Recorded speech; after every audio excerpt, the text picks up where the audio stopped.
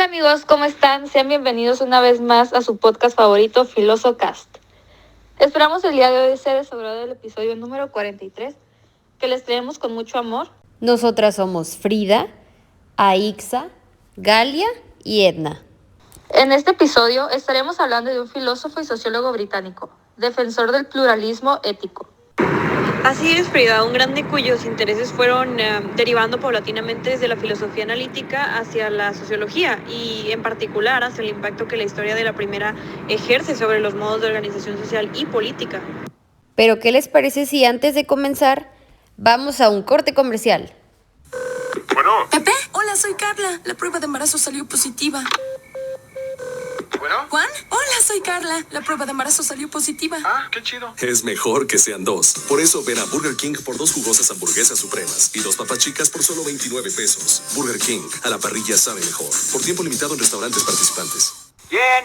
Domino's. Esta Domino's está elaborada con los mismos ingredientes y con la excelente calidad de siempre, pero ahora es más sabrosa. Porque con la nueva tecnología de su bolsa Heatwave, tu pizza se mantiene exquisita y calientita desde el horno hasta tu mesa. Heatwave, más caliente, más sabor. Estamos hablando nada más y nada menos que de Isaiah Berlin, y me gustaría compartirles algunos datos de él. Nació el 6 de junio de 1909 en Riga, Letonia.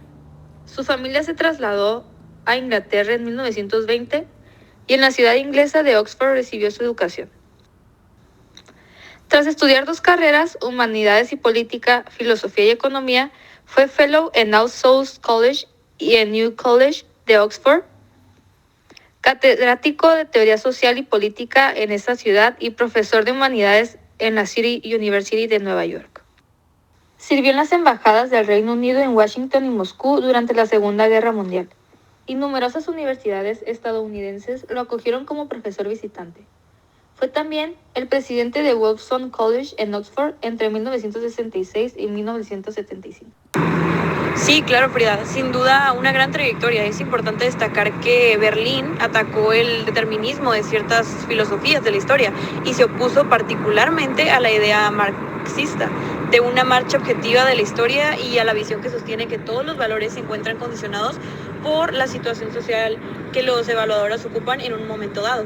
Los intereses de Isaiah Berlin fueron derivando paulatinamente desde la filosofía analítica hacia la sociología, y en particular hacia el impacto que la historia de la primera ejerce sobre los modos de organización social y política.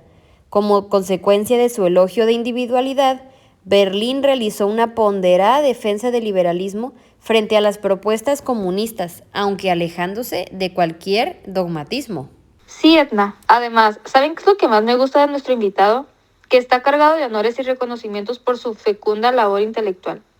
Ennoblecido por Macmillan con el título de Sir en 1957, recibió doctorados honoris causa en Harvard, Yale, Oxford, Cambridge, Bolonia y otras muchas universidades, y los premios Jerusalén, Erasmus y Agnelli, entre los más conocidos. Hasta la fecha ha sido quizá la figura más destacada del pensamiento en lengua inglesa. Con ustedes, démosle la bienvenida a Isaiah Berlin. Aplausos, por favor, producción.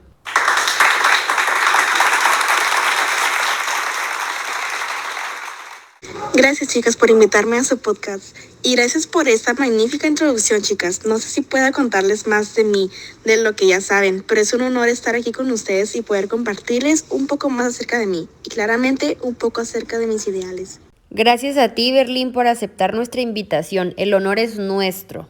Continuando con los temas que se tratarán hoy, me gustaría señalar un evento que me pareció muy interesante e impactante en la vida de nuestro invitado. Y es que cuando tenía 7 años iba caminando con su institutriz por Petrogrado, cuando vio cómo una multitud se abalanzaba sobre un hombre de la policía zarista y lo arrastraba. Lo iban a matar. Este episodio creó en él un radical rechazo de cualquier forma de violencia, y más de las que estaban inspiradas en certezas políticas. Cuando regresó en 1945 a la misma ciudad, que entonces era Leningrado, se encontró con Boris Pasternak y Anna Akhmatova, entre otros. Me imagino que reencontrarse con estos otros grandes ayudó a comprobar de primera mano cómo el Estado soviético había machacado el espíritu de otros intelectuales y no solo los de él. Tal como lo mencionas, Aiza, escribió una obra sobre teoría del liberalismo. Igualmente escribió un libro en 1958 llamado Two Concepts of Liberty, en español, Dos conceptos de la libertad, en la que distingo entre libertad positiva y libertad negativa. Y aparte centré una gran parte de los debates que desde entonces se han producido sobre la relación entre libertad e igualdad social. Hablando de su libro, nos gustaría comentar brevemente acerca de los puntos esenciales en este. Su libro, Dos conceptos de libertad, que en lo personal me parece uno de los más interesantes, reúne 6 conferencias que dictaste en un programa radiofónico de la BBC en 1952.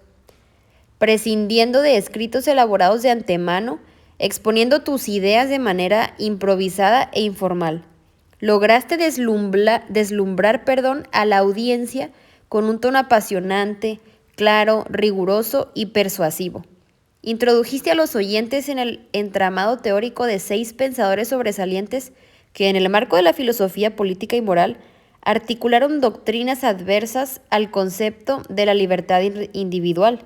Helvetius, Rousseau, Fichte, Hegel, Saint-Simon y de Maistre. El eje transversal del análisis tuyo consiste en una interrogante. ¿Por qué debe un individuo obedecer a otro individuo? En mi libro menciono que los liberales concuerdan de 2 formas de la libertad como valor político. La primera se expresa en la concepción según la cual los seres humanos estamos naturalmente en un estado de libertad perfecta para ordenar nuestras acciones como consideremos que está bien, sin depender de la voluntad de ningún otro. Esto lo comprendo por el pensamiento de Locke. Y bueno, la carga de la prueba está entonces sobre quienes se oponen al ejercicio de la libertad al defender alguna restricción o prohibición. Y en ese sentido, la segunda forma señala que toda restricción a la libertad tiene que estar justificada. La tarea básica de cualquier gobierno es proteger igual la libertad de sus ciudadanos, como establece el pensador Rawls en su primer principio de justicia. Muchísimas gracias por esta explicación tan puntual. Fernanda de California nos pregunta: Berlín, me interesa mucho y me intriga saber quién es para ti el enemigo de la libertad. Muchas gracias por la pregunta. Es una pregunta bastante interesante. Si la palabra libertad es una especie de sortilegio, habrá pocos enemigos de la libertad, si es que alguno, que se declare abiertamente enemigo de ella. En todo caso, tal vez sería más provocativa la pregunta: ¿qué libertad? Es decir, en realidad esta palabra no dice mucho si no se especifica libertad para quién, para qué, hasta dónde y en qué condiciones. Ampliando la interrogación de esta manera, se propician una serie de aclaraciones y especificaciones que mostrarán cómo, en efecto, habrá algunos individuos que se decanten por un tipo de libertad y otros por uno distinto. Y bueno, al cabo nos daremos cuenta de que la actitud hacia la libertad no puede ser sino ambivalente, es decir, la aceptación y rechazo de inclinación hacia una cierta forma de entender la libertad y de repulsión hacia otra. Es muy interesante conocer este punto de vista, pero ¿a qué te refieres con tipo de libertad? Desde mi punto de vista existen 2 tipos de libertad.